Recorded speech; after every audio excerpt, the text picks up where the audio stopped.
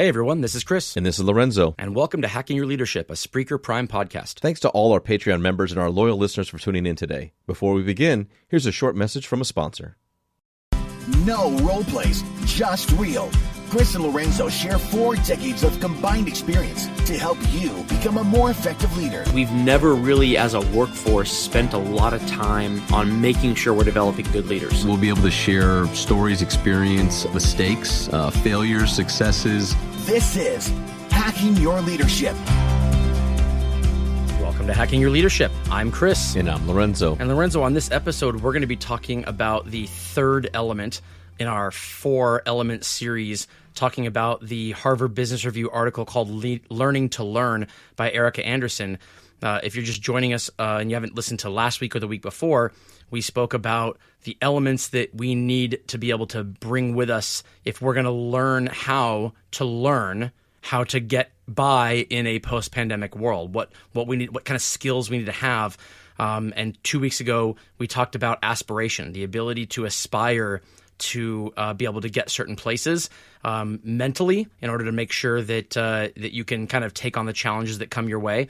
Last week, we talked about self-awareness, which is something that I know you and I have both had times in our careers where we struggle with it. We take steps in order to be more self-aware by surrounding ourselves with the right people.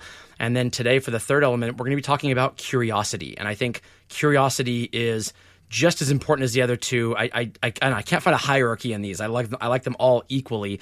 Do you find yourself to be a curious person? I've heard by a lot of like really smart people, like the Neil deGrasse Tysons of the world, that if you could have one thing or instill one thing in your kids, it's curiosity. Yeah, absolutely. I agree completely. I think that, being curious means that, you're looking towards things that you don't understand or things that are new to you with kind of this openness and this willingness to learn and this kind of idea of, that's interesting. Let me learn more about that or check that type of thing out. And I think as a leader, it's critical as you meet new people to your team, as you recruit people, as you hire people, as you train and develop people, getting to know people, getting to understand your business, and just really having this kind of this real love for learning new things. I think a lot of that comes from just being curious in general. Yeah, I agree with that. I think what curiosity to me says is that you're entering any situation with the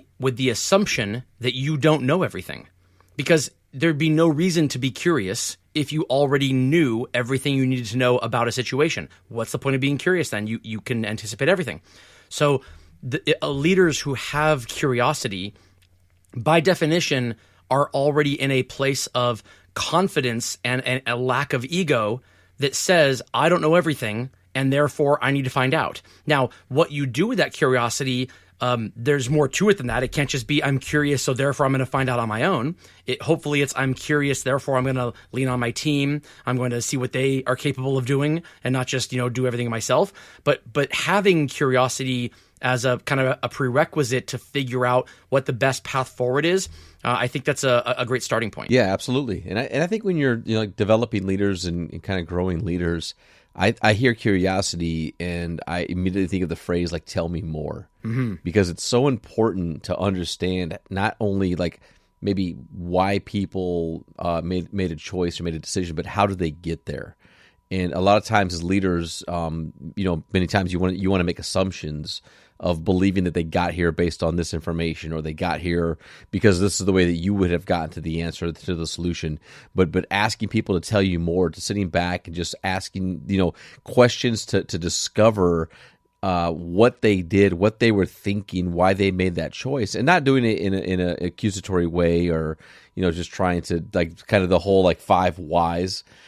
Which I think can be really helpful to discover things, but at the same time, it can be really annoying and distracting when somebody's like, well, why? Well, why? Well, why? Be a little bit more creative than that. But I think like as being curious with your leaders is super helpful in helping you to understand what their thought process was and how they got to a certain resolution or certain solution. And that's so important to better understand how you can provide them with relevant feedback or insight or perspective is going to help them with their careers. And I also think when you approach development that way, then leaders will also do the same thing for their people. Yeah, I know some leaders who would call themselves curious, but they ask a lot of questions. But the questions they ask are rhetorical.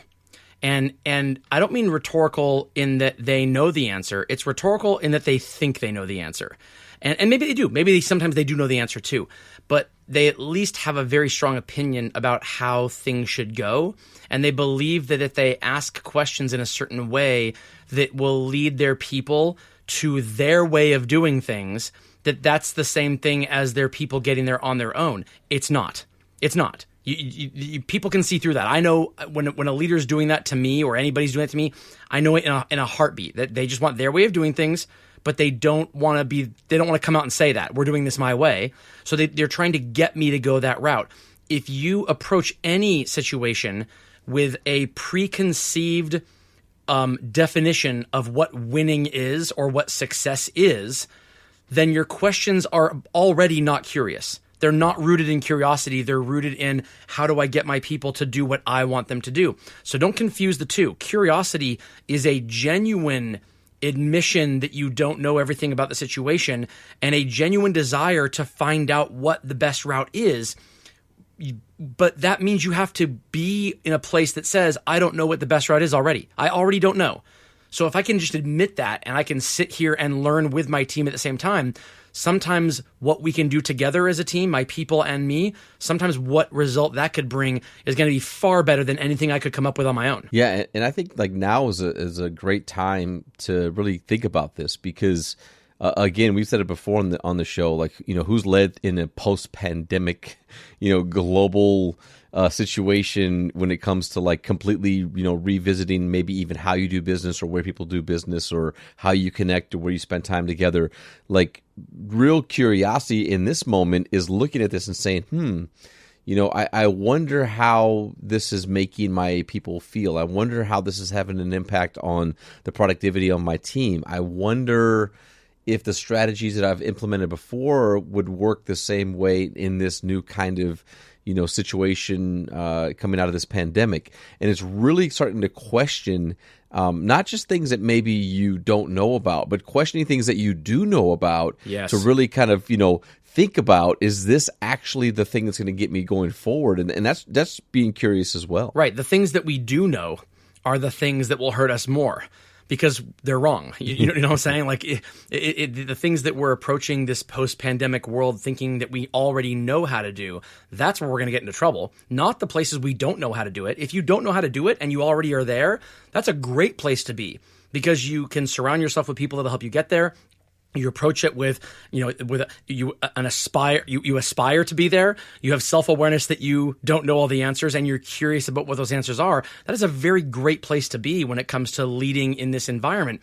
It's when you believe you have the answer that you can find yourself going down the wrong path. I think the other important thing too is, you said, asking questions about like, why does my team, like what would be the right way forward, stuff like that. I like the idea of, why does my team feel the way that they do? But also a precursor to that is how do they feel? So talking to your team about what they're feeling in the environment and what concerns they have, what they're excited about, what they're not excited about, what's stressing them out. And starting that conversation with talking about the things that excite you, but also the things that stress you out will get them to start saying those things. Sometimes your curiosity can't be solved by asking questions. Sometimes it can only be solved by talking about the things that are impacting you, because the only way you're going to get the right answers out of the right people is if they feel like they can be vulnerable enough to give those answers to you. And that won't start unless they see it coming from you first. Yeah, I think it's a great call because I think that it's almost kind of like you said, kind of the precursor to actually getting to the point of being curious or having curiosity or being able to ask the questions is what are you doing to build the environment that allows you to truly be curious? You can kind of like say, I'm going to be curious and look around here and I'm going to kind of, ask some questions, look at some data, I'm going to learn some things.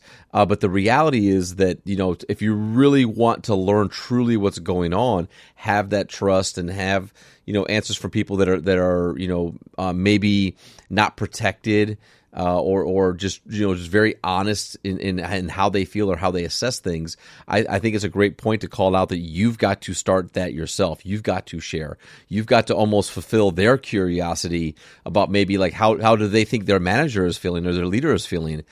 How do they think their leader is working through this? And by doing that, I think you can start the dialogue where now when you are asking maybe the 5 whys all the way through, or you're saying, well, hold on. Tell me more about that. Or you mentioned this, like why is it that you feel that way? Or why do you feel like maybe we need to change our strategy? You tend to get a lot better insight and information from your team simply by creating that space, by you yourself, again, fulfilling their curiosities. Yeah, I think the other thing to keep in mind, too, is that the things that you should be curious about are things that necessitate you changing something also. And here's what I mean by that. It's easy to be curious about something when no matter what the answer is, you can stay the course of whatever it was you were doing. It's much harder to be curious about something if you know inherently that there are options here that will force you to change things about the way you do business or the way you lead.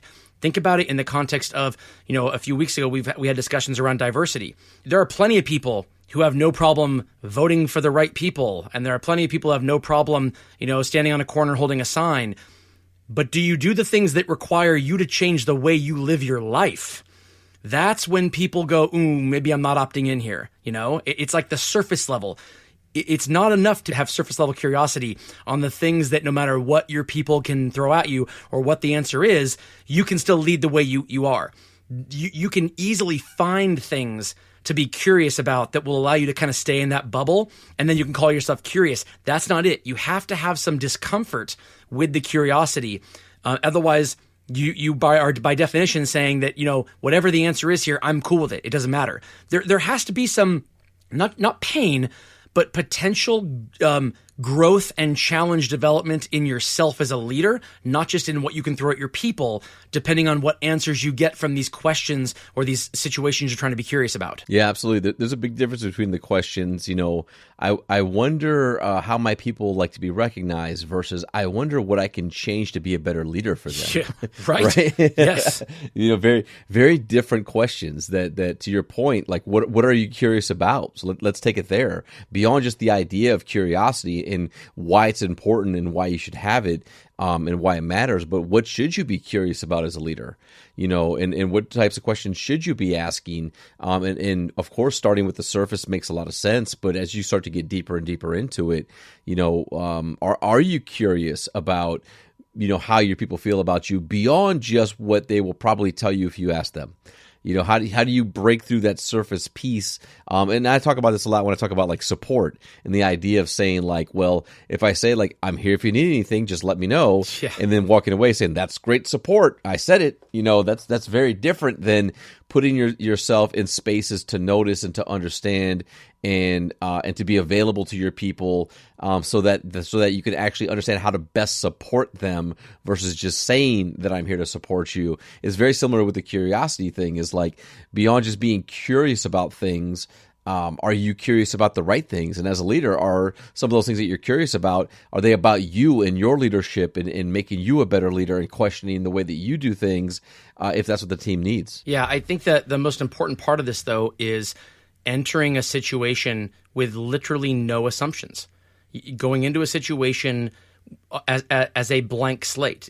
Pretend you're learning something new that you truly don't know anything about. And I think this is where confidence but not ego come into play here. And so if I was in a room where I was asked to learn about surgery, I wouldn't feel any level of self-consciousness about not knowing already because I've never gone to medical school. No one expects me to know. I don't get the impression that I'm being judged for not knowing. So it's really easy to be curious, really easy to ask a lot of questions and learn what I'm going to learn. When leaders have difficulty with this, it's when they think that curiousness equals I don't already know what to do, and if I don't already know what to do, that makes me not a fit leader. and they are not the same thing. In fact, being curious about things and knowing what you don't know and reaching out in this way, that makes you a better leader. But a lot of people just have that kind of knee-jerk reaction to, I need to know the answers, because especially in a post-pandemic type of environment, my people are looking to me for security, for support, to be that rock that they can depend on. You know what? Sometimes the best rock to depend on is the one that you can relate to, because they're feeling the burn and the pain and the stress of the change just like you are. Sometimes that's the person that you gravitate towards, not the one that you feel like has it all figured out. Yeah, and I think it's, in context of the article, that kind of like the learning how to learn. That's what makes this so important from a curiosity standpoint, is what you were just talking about, which is, are you utilizing curiosity, not just to learn about things that maybe you don't know about, but to question and learn about things that you feel that you do know about, and that you should be constantly, pushing back against, to make sure that you're showing up to the best of your ability, and you're showing up, for your people in the way that they need you.